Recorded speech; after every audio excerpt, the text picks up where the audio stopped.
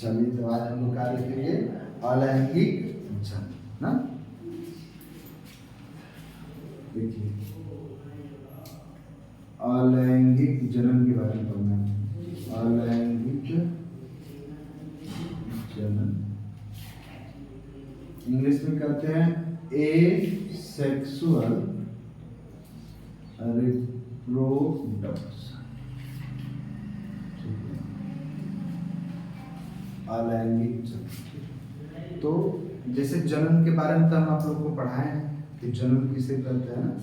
तो जन्म जैसे बताए होंगे कि प्रत्येक जीव अपने अस्तित्व को बनाए रखने के लिए क्या करता है, अपने जैसे नए जीव की उत्पत्ति करता है। तो अपने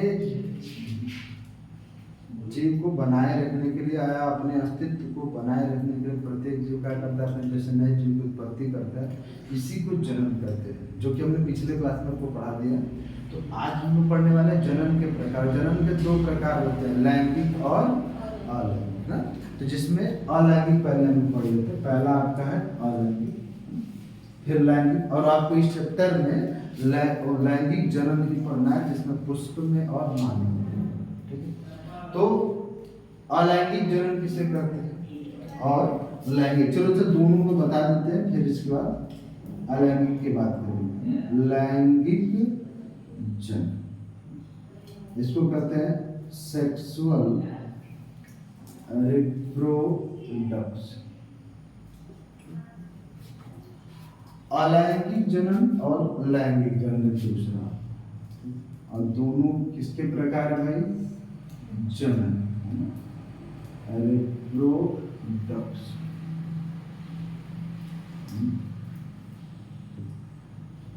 तो जन्म तो बता दिए आपको ना कि प्रत्येक जीव अपने अस्तित्व को बनाए रखने के लिए अपने जैसे नए जीव की उत्पत्ति करता है, जिसे हम लोग क्या कहते हैं भाई, जन्म। और जन्म दो प्रकार का होता है, लैंगिक और अलैंगिक ना। अलैंगिक लैंगिक, तो अलैंगिक और लैंगिक में क्या डिफरेंस है?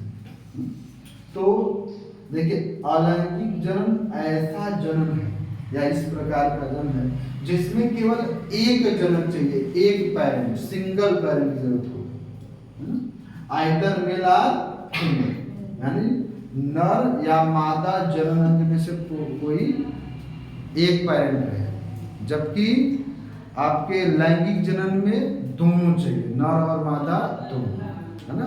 कई बार ऐसे भी कहता है कि ऐसा जन्म जिसमें जन्नांग की आवश्यकता ही ना पड़े, उसे अलैंगिक जन्म, और जिसमें जन्नांग की आवश्यकता पड़े, जैसे नर जन्नांग हुआ, मादा जन्नांग की आवश्यकता पड़े।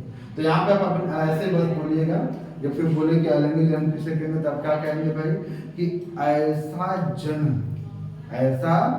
जन्म जिसमें केवल एक जनक भाग लेकर के नए जीव की उत्पत्ति करता है, उसे हम क्या कहेंगे, अलैंगिक जन्म।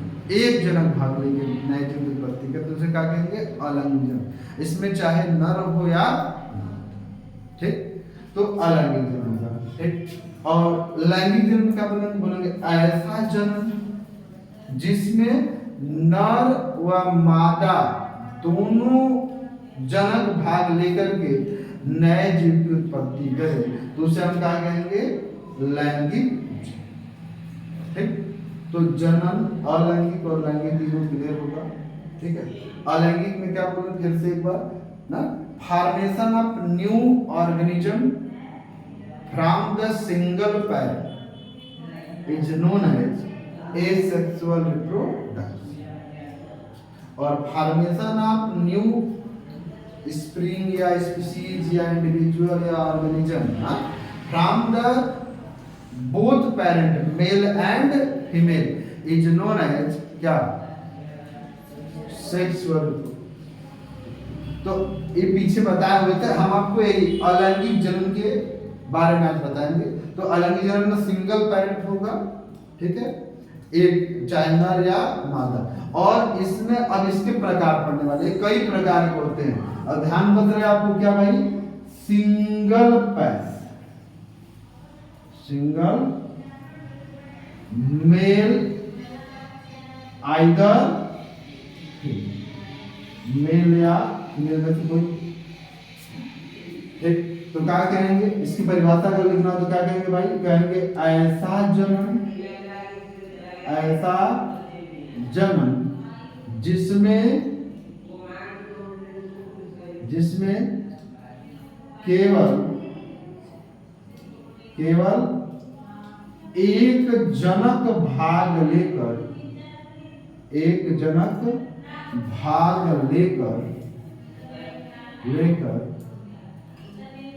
अपने जैसे ना, ऐसा जन्म जिसमें केवल एक जनक भाग लेकर अपने जैसे नए जीव की उत्पत्ति करता है उसे क्या कहते हैं भाई?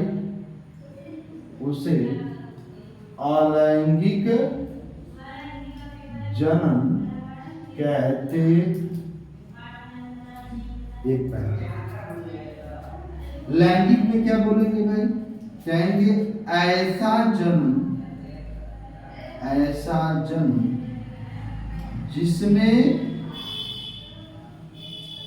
जिसमें दोनों जनक नर व मादा भाग लेकर नए जीव की उत्पत्ति करते हों ना। ऐसा जन जिसमें दोनों जनक नर व मादा भाग लेकर नए जीव की उत्पत्ति करते हो उसे क्या कहेंगे भाई? उसे लैंगिक जन्म कहते हैं। अब हमको इसके बारे में पढ़ना है, अलैंगिक जन्म के प्रकार। इसके बारे में देखें तो जनन क्या था? जनन भी बता दें आपको भाई, क्या बोले? वह प्रक्रिया जिसके द्वारा प्रत्येक जीव अपने अस्तित्व को बनाए रखने के लिए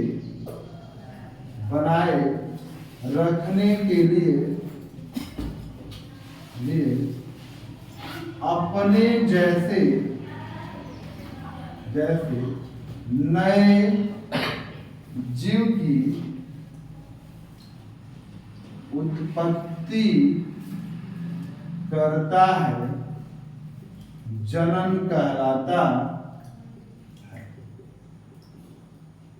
ये है आपका, ठीक है। तो चलिए अब हम लोग पढ़ने वाले हैं क्या? अलैंगिक जनन के प्रकार। तो इसको हटा देते हैं। लिखे हैं ना आप लोग सबके पास?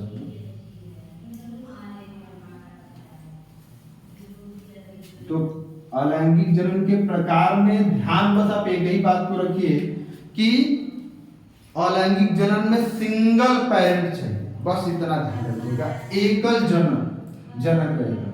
देखिए अलैंगिक जनन के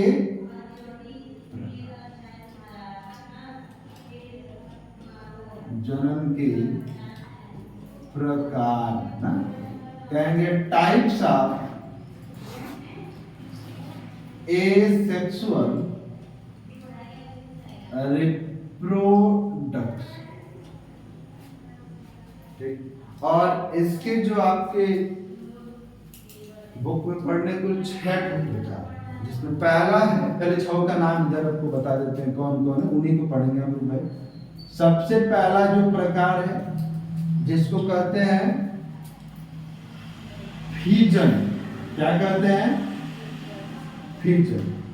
दूसरा जो प्रकार है फ्रैगमेंटेशन। तीसरा जो प्रकार है बडिंग। चौथा रीजनरेशन। पांचवा स्पोर फॉर्मेशन। छठवां और लास्ट वेजिटेटिव प्रोपेगेशन। फिजन को हिंदी में कहते हैं खंडन। क्या कहते हैं? इसको कहते हैं विखंडन, इसको कहते हैं मुकुलन। मुकुलन और ये आपका पुनरुद्भवन और ये है आपका बीजाणु जनन और ये है आपका कायिक प्रवर्त। ठीक है। विखंडन खंडन लगभग एक ही तरह का होता है। ये विखंडन खंडन जो है आपका दो प्रकार का होता है। एक होता है बाइनरी, जिसको बनरी याद रखिएगा भाई, बाइनरी फिजन, और दूसरा कौन सा? मल्टीपल फिजन, बहुखंड विखंडन और द्विविखंडन। इसको कहते हैं बहु विखंडन और एक क्या है? द्विविखंडन। अच्छा, एक खंडन है भाई, ये विखंडन है।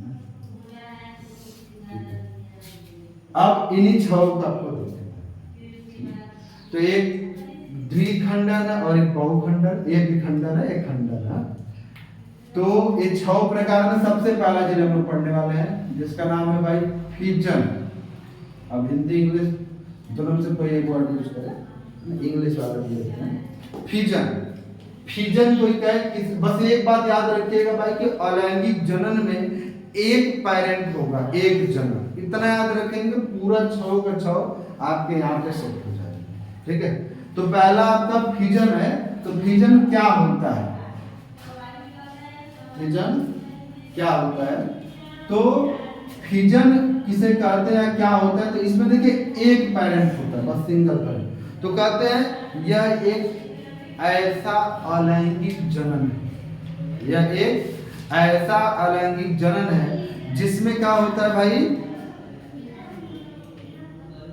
मातृ कोशिका से पुत्री कोशिका का निर्माण ना, कहेंगे ऐसा अलैंगिक जनन जिसमें मातृ कोशिका से पुत्री कोशिका का निर्माण होता है, उसे हम लोग क्या कहते हैं? फिजन, यानी विखंडन। उसे क्या कहते हैं? विखंडन। ठीक। अब फिर फ्रेगमेंटेशन यानी खंडन ना। अब ये विखंडन देखिए दो प्रकार का लिखा है। कौन कौन? द्विविखंडन और बहुविखंडन, द्विविखंडन और बहुविखंडन। तो इसमें हम बताएं कि मातृ कोशिका से क्या बनेगा भाई? पुत्री कोशिका का निर्माण होगा। तो इसे हम क्या करते हैं? फिजन। इसको साइड में याद रखिएगा एमसी और इसको साइड में डीसी। एमसी मतलब मदर सेल और डीसी मतलब डॉटर। मातृ कोशिका से पुत्री कोशिका का बनना क्या कहलाता है? विखंडन। अभी विखंडन दो प्रकार का होता है। क्या, कौन सा दो प्रकार का? एक अभी बताया भाई बाइनरी, कौन सा? बाइनरी फिजन, और एक दूसरा है मल्टीपल फिजन। बाइनरी और मल्टीपल। ठीक। अच्छा, बाइनरी फिजन और मल्टीपल फिजन क्या होता है? एक ही बार में आप समझ जाएंगे, ध्यान आप लोग के लिए बताएंगे। देखिए, एमसी से 2DC मतलब एक मातृ कोशिका से दो पुत्री कोशिका, तो उसे हम क्या कहेंगे? द्विविखंडन, बाइनरी फिजन। और यदि एक मातृ कोशिका से अनेक पुत्री कोशिका का निर्माण हो तो उसे क्या कहेंगे? देखिए 1MC2 क्या कहेंगे? More than 2DC। DC मतलब डॉटर। तो क्या कहेंगे इसमें? द्विविखंडन में कहेंगे जब एक मातृ कोशिका से, एक मातृ कोशिका से, जब एक मातृ कोशिका से दो पुत्री कोशिका का निर्माण होता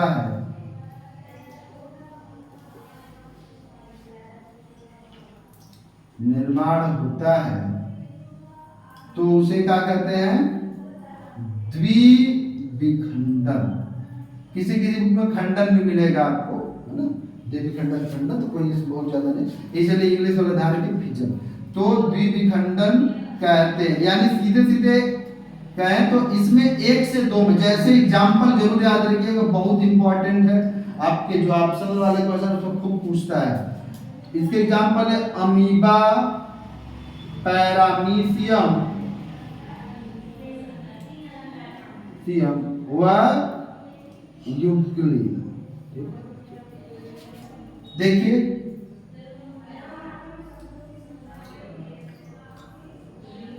एक से कट बना, ये देखिए ए मदर MC और ये कट बना आपका DC, तो एक से दो बनेगा तो उसे हम क्या कहेंगे भाई? आपका द्विविखंड या द्विखंडन भी है, ठीक है। आइए मल्टीपल फिजन, बहुविखंडन, ना, इसमें क्या होगा? एक मातृ कोशिका से दो से अधिक पुत्री कोशिका का निर्माण होगा या अनेक पुत्री कोशिका का निर्माण होगा, तो उसे हम क्या कहेंगे भाई? बहुविखंडन। जैसे याद रखिएगा, जैसे किसमें होता है?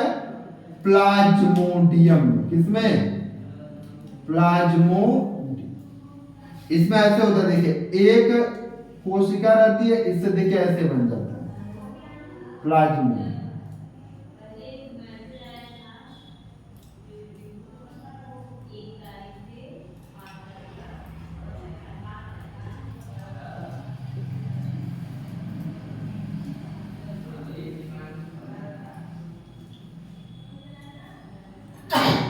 ये देखिए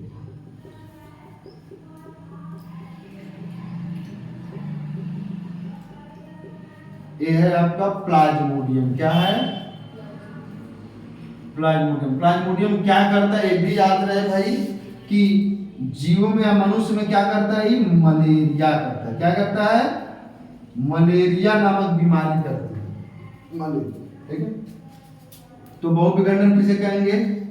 कहेंगे जब एक मातृ कोशिका से, एक मातृ कोशिका से क्या होगा भाई? अनेक पुत्री कोशिका का निर्माण होगा। अनेक पुत्री कोशिका का निर्माण होता है, तो उसे मल्टीपल फिजन या बहुविखंडन कहते। जैसे तो पता ही चल गया आपको प्लाज्मा, ठीक है। तो ये देखिए अलैंगिक जनन का सबसे पहला प्रकार हम लोगों ने पढ़ा कि फिजन क्या होता है। तो फिजन बस इतना याद रखिएगा, ऐसा अलैंगिक जनन जिसमें मातृ कोशिका से पुत्री कोशिका का निर्माण होगा, उसे हम कहेंगे फिजन। और ये फिजन दो प्रकार का, बाइनरी और मल्टीपल। बाइनरी में एक मातृ कोशिका से दो पुत्री कोशिका का निर्माण होता है, जबकि मल्टीपल फिजन में एक मातृ कोशिका से अनेक पुत्री कोशिका, दो से अधिक पुत्री कोशिका निर्माण। इसका एग्जांपल अमीबा, पैरामीशियम यूक्लिना है और इसका प्लाज्मोडियम। और प्लाज्मोडियम में याद रखिएगा मनुष्य में बीमारी करता है जिसका नाम क्या है? मलेरिया। ये पहला आपका एक पॉइंट सही है, ये समझ में आया जी अरुण? तो ये दूसरा चलिए खंडन। खंडन में क्या होगा? सुन लीजिए पहले ऐसे जो आप, खंडन किसे कहते हैं? तो कहेंगे ऐसा अलैंगिक जनन, ऐसा अलैंगिक जनन जिसमें जो जनक का शरीर होगा अचानक से दो या दो से अधिक खंडों में टूट जाएगा। अब प्रत्येक टूटा हुआ खंड विकसित करके अपने जनक के समान नई संरचना, इसे कहते हैं हम लोग का खंडन, फ्रेगमेंटेशन, है ना। इसका एग्जांपल याद रखिएगा भाई, स्पाइरोगाइरा। क्या होता है? स्पाइरोगाइरा क्या करता है, देखो इसमें ऐसे होता है, जैसे इसमें जीव का शरीर ऐसे होता है, देखिए ये है स्पाइरोगाइरा, ये है, देखिए अचानक से टूट जाएगा, यहाँ से टूट गया, यहाँ से यहाँ, कब भाग में टूटा, 3 भाग। अब इसको हटा दे, इससे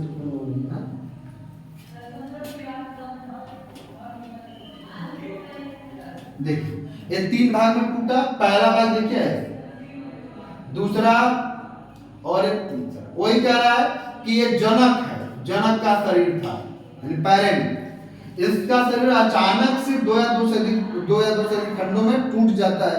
अब प्रत्येक टूटा हुआ खंड विकसित या वृद्धि करके जैसा जनक होगा वैसा संरचना बना लेता है, और इसी को हम लोग क्या कहते हैं, खंड। ठीक है, ये देखिए 1 से कट बनेगा आपका 3 को बना, ये स्पाइरोगाइरा है, ये न्यू स्पाइरोगाइरा या नया स्पाइरोगाइरा। ठीक है, ए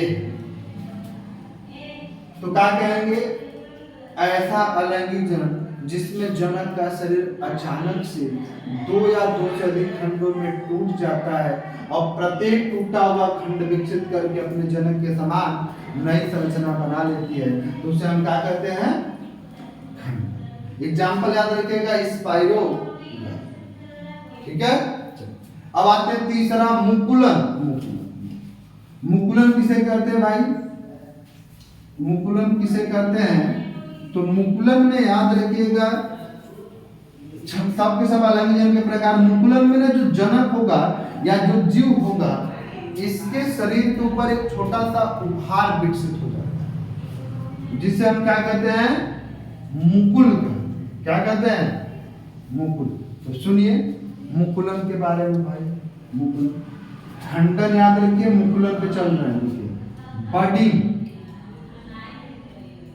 कहते हैं ऐसा अलैंगिक जनन जिसमें जनक के शरीर पे एक छोटा सा उभार पाया जाता है, अचानक से उभार आ जाता है, जिसे मुकुल कहते हैं, और यही मुकुल धीरे धीरे विकसित होकर के नए जीव का निर्माण करता है। जैसे देखिए ऐसे होता है, इसमें ऐसे ईस्ट और हाइड्रा याद रखिए, इसका एग्जाम्पल कौन है भाई, ईस्ट व हाइड्रा। देखिए ईस्ट काम बना रहा है, ऐसे बनता है ये ईस्ट। इसमें ना अचानक देखिए ये उभार आ गया, इसी को क्या कहता है भाई, बड। क्या कहता है, बड। हिंदी में क्या कहेंगे, मुकुल। क्या कहेंगे, ये देखिए ईस्ट। अब एक उभार आ गया, यही उभार का करेगा धीरे धीरे विकसित। देखिए कैसे, और थोड़ा सा बड़ा, फिर और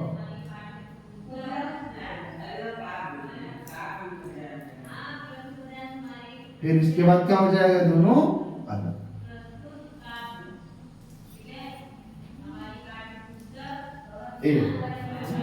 तो देखिए एक इष्ट से आपका नया इष्ट बना, तो एक और क्या है आपका, बॉडी यानी मुकुलन, इसे कहते हैं मुकुलन।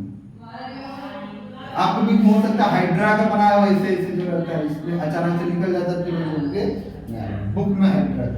एक तुम मुकुलन को पूछेगा तो बता देंगे नहीं कि चले कहेंगे इसमें जनक के शरीर पे अचानक से क्या जाता है, उभार आ जाता है, जिसे हम लोग क्या कहते हैं, मुकुल कहते हैं। यही मुकुल क्या करता है, धीरे धीरे विकसित होते जाता है और नए जीव का निर्माण या नया नया क्या बन जाता है, इष्ट। इष्ट ए नया।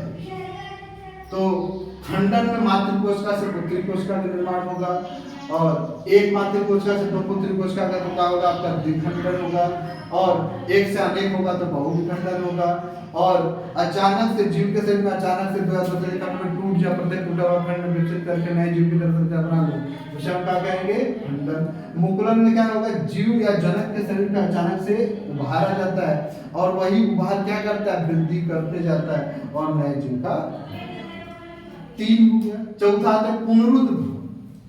पुनरुद्ध भवन क्या करता है, इसमें क्या होता है भाई, पुनरुद्ध भवन में जीव के शरीर को यदि हम कट करें ना, तो जितने भागों में कट करेंगे, जितने भागों में कट करेंगे उतना नया भाग होता है ना, है ना। क्या पुनरुद्ध भवन में क्या बताएं, जैसे मान लीजिए एक जीव है, इसका एग्जांपल है प्लेनेरिया, याद रहे आपको क्या है, प्लेनेरिया। ये मान लीजिए प्लेनेरिया, इस प्लेनेरिया लिख देना यहाँ पे, प्लेनेरिया। पूछेगा निम्न में से किसमें पुनरुद्भवन की क्षमता पाई जाती है, चार्ट का ऑप्शन रहेगा स्पाइरोगायरा, प्लेनेरिया और ऐसे।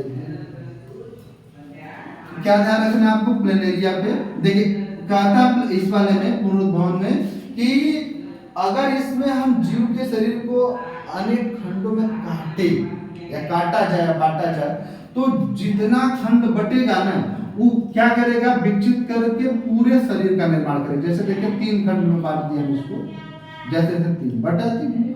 अब ए वाला खंड देखिए फिर से ऐसे कर देगा, कैसे देख रहे हैं क्या हो रहा है, पूरे जीव का निर्माण कर देगा। ठीक, तो एक प्लेनेरिया एक से देखिए कट बना 3 ठो है, तो यही तो है अलंगी जनक, एक ही जनक होने चाहिए, एक पैर। इसमें क्या कहेंगे, इसमें कि हाँ, इसमें यदि जीव के जनक के शरीर को काटा जाए तो प्रत्येक कटा हुआ भाग वृद्धि और विकास करके अपने जनक के समान नई संरचना बना लेती है। और इसी को क्या करते हैं, पुनरुद्भवन। किसमें पाया जाता है पुनरुद्भवन की क्षमता सबसे अधिक होती है भाई, प्लेनेरिया। ठीक है, तो ये आपका प्लेनेरिया। बीजाणु जनन याद रखना है किसमें होता है आपका, राइजोपस। किसमें, राइजोपस। इसमें क्या होता है, प्लेनेरिया।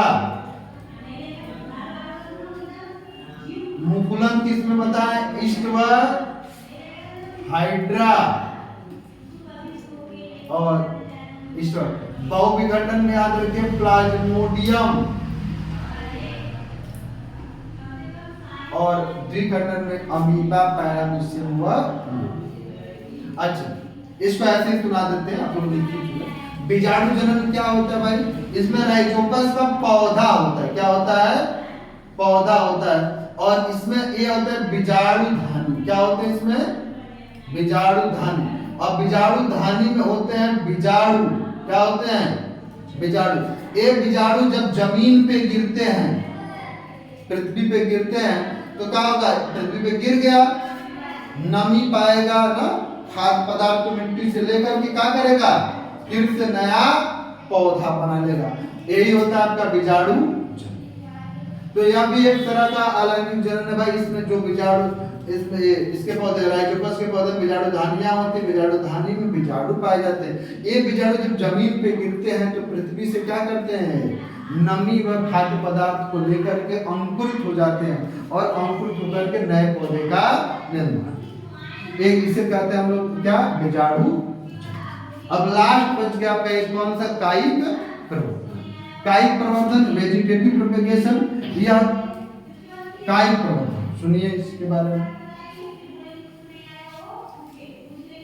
कायिक प्रवर्धन में क्या होता है, पहला बात याद रखिएगा कि केवल पौधों में पाया जाता है। किसमें पाया जाता है, पौधे। ठीक है, तो परिभाषा सुनिए इसकी, कहता है कि पौधों के कायिक अंगों या कायिक भागों से नए पौधे का निर्माण करें। अब बात यह है कि सर पौधे का कायिक भाग या कायिक अंग कहाँ होता है जिससे नया पौधा बने। तो कोई आपसे कहे किसी पौधे का कायिक भाग या कायिक अंग, तो भाई जड़, तना व पत्ती होता है। कायिक भाग या कायिक अंग किसे कहते हैं, जड़, तना और पत्ती, रूट, स्टेम एंड ये है। तो किसे कहें, फिर से सुनिएगा, पौधों के कायिक भागों या कायिक अंगों से नया पौधा बन जाए। जैसे आप जानते हो कि किसी पौधे का जड़ सहित लगाते हैं तब वही पौधा होता है। और गुलाब का पुष्प हुआ, गुड़हल का हुआ, ये सब का तना भी काट के लगाएंगे तो जाम जाएगा पूरा नया पौधा। वही कह रहा है कि पौधों के कायिक भागों या कायिक अंगों से यदि हम नए पौधे का निर्माण करेंगे तो उसे हम क्या कहते हैं भाई, कायिक प्रवर्धन।